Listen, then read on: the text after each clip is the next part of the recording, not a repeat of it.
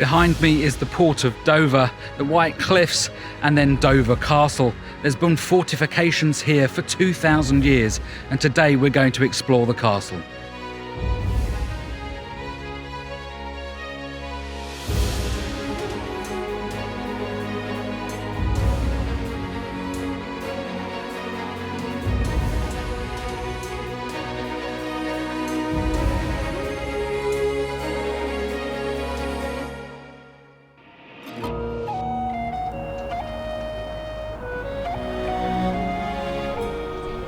Dominating the skyline for over 800 years, it has towers, gatehouses, and a curtain wall that's over a mile long. Over the centuries, it has been adapted and improved to meet the changing needs of more modern warfare, and it's kept Britain safe at times of conflict. Managed by English Heritage, we're going to take a tour around the extensive grounds.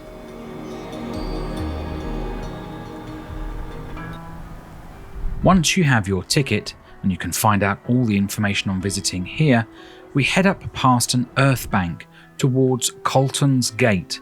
On top of the hill are some of the oldest parts of the castle.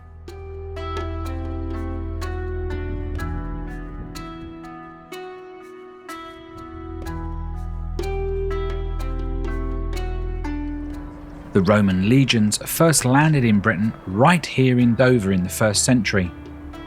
To help their vessels navigate the waters, they built this lighthouse known as the Pharos, guiding the galleys to shore. Incredibly, it has survived the harsh coastal conditions nearly 2,000 years on. This is the Eastern Heights, and another Pharos would have been positioned on the Western Heights, fiery beacons lighting the way.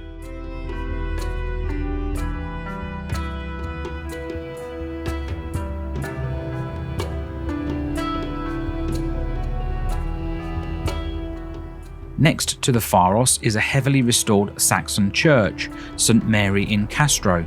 Around 1,000 years old, there is evidence that another church stood here before that.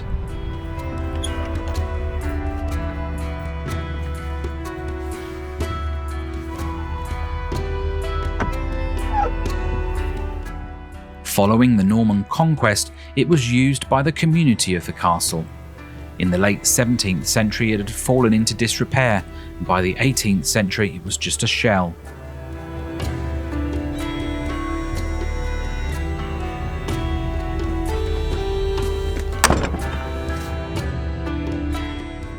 When William the Conqueror invaded and reigned over Britain in 1066, he knew the importance of this castle, ordering it to be rebuilt. It was, however, King Henry II that would have the biggest impact on how we see the castle today, and English Heritage has spent a great deal of time and money exhibiting the castle during Henry's reign.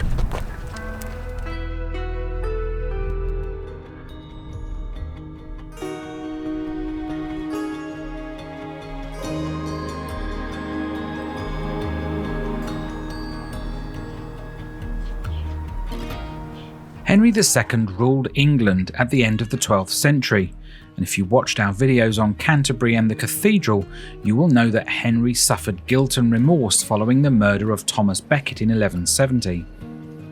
With pilgrims flocking to Canterbury from all over Europe to pay their respects, and with no lavish castles or palace to accommodate important guests or pilgrims, he decided to renovate Dover Castle, building this imposing inner bailey and stone keep.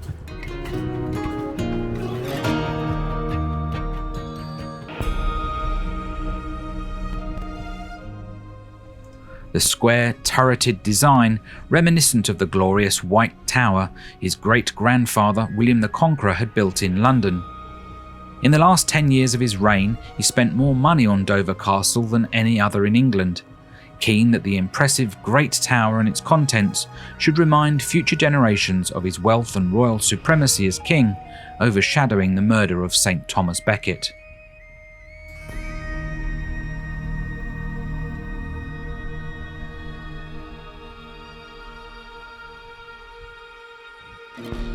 Let's look inside the Great Tower. Large timber doors would have been ahead of us as we walk the steps. Immediately in front of us is the lower chapel, used for welcoming services and safe arrival prayers. Ornate doors and a guard would lead us to a further set of steps where a drawbridge and pit would have been, the counterweights still visible under the stairs.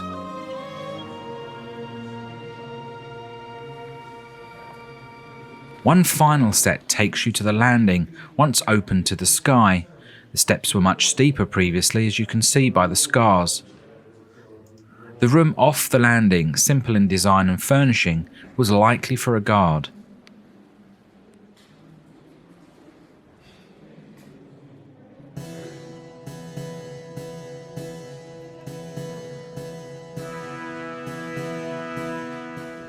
We enter the first of two large rooms on this floor.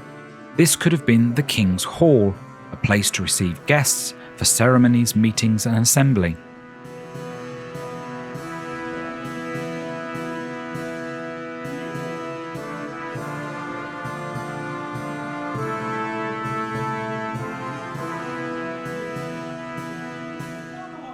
The second was the King's Chamber, somewhere for him to sleep if he was in residence, but shared with officials, probably a guard and servants.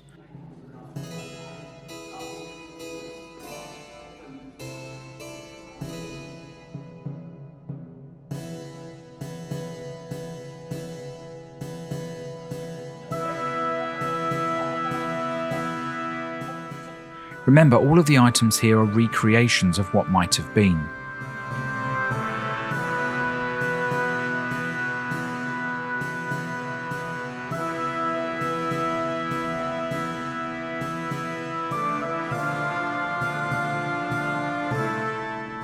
A copy of Henry's crown and regalia.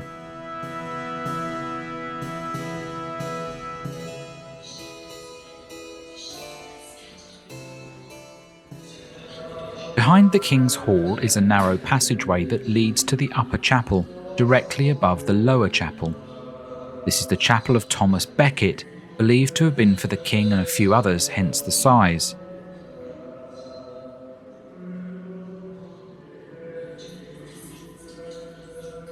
From the small room to the right that may well have been the royal pew, Henry could take part in the service but also hold private meetings.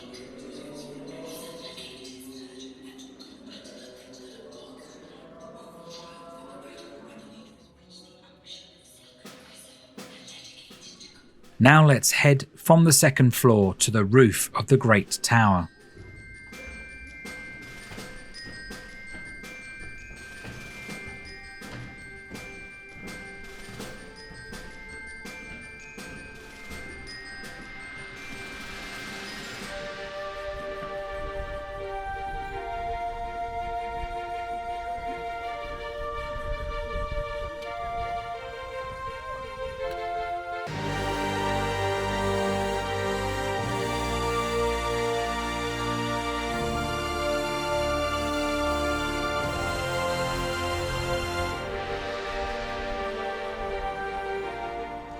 Now you can see why this castle has been so important for the last 1,000 years.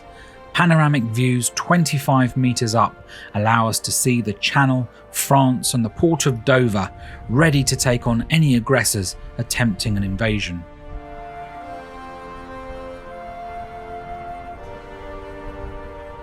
The spiral staircase takes us down to the first floor.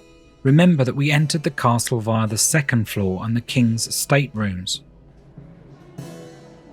On this level, the layouts are almost the same as the halls above, but without any direct access from the entrance staircase or the more elaborate decorative details. The accommodation would have been for a more important guest or other royal member.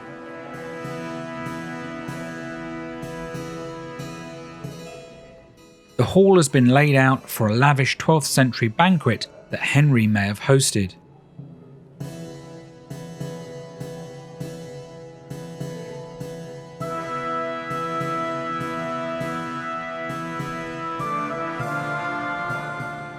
Now we head to the ground floor and the private kitchen of King Henry. There is no evidence other than the bread oven that the cooking was performed in this area. However, it has today been laid out as if Henry is in residence, preparing for his large banquet above.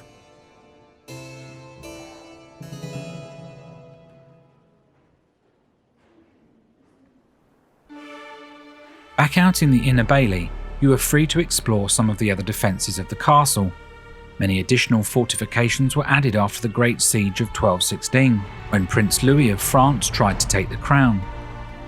It was during this siege that Louis's men, having struggled to penetrate the castle, tried to defeat the defences by digging under and through the chalk white cliffs. They had a pretty good go, but their attempt failed. Henry III took to the throne the same year and would bolster the defences, and the castle turned from being more of a palace during his grandfather's reign back to a fortress again.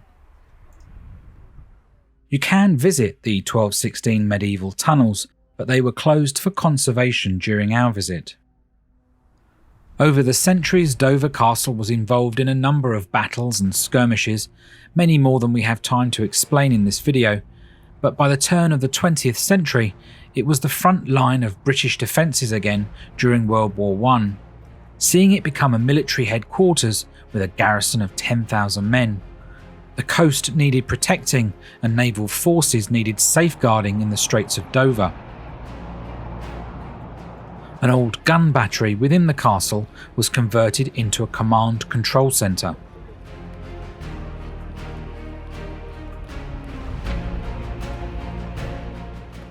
Inside you can see a recreation of 1914 and how the command post was set up.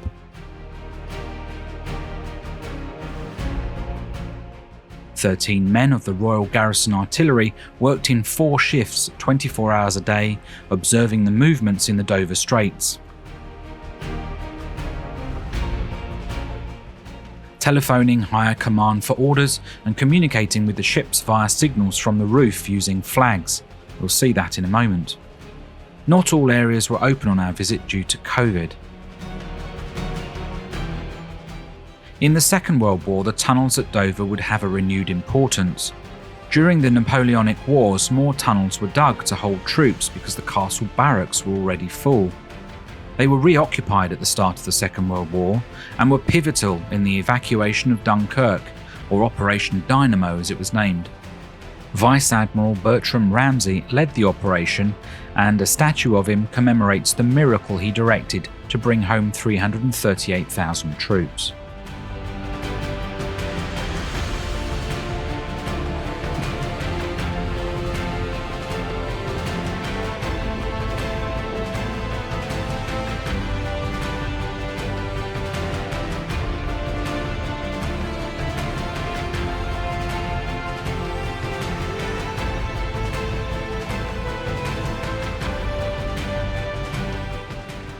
In 1941, a new set of tunnels called the Annexe Level was dug to provide an underground hospital to treat soldiers quickly, stabilising injuries before they were sent to hospitals further afield. But sadly, due to copyright, photos and filming are not allowed inside. You can see the long queues to visit these parts of the castle. Well, I hope you've enjoyed our tour of Dover Castle. It's been absolutely fascinating being here, oozing history. It's been fantastic. We've got more like this on the channel. You can check that out at the end. We've got some links to other videos to watch. Please do give us a like, maybe subscribe to the channel. We'd love to have you with us, and we'll see you again on the next one.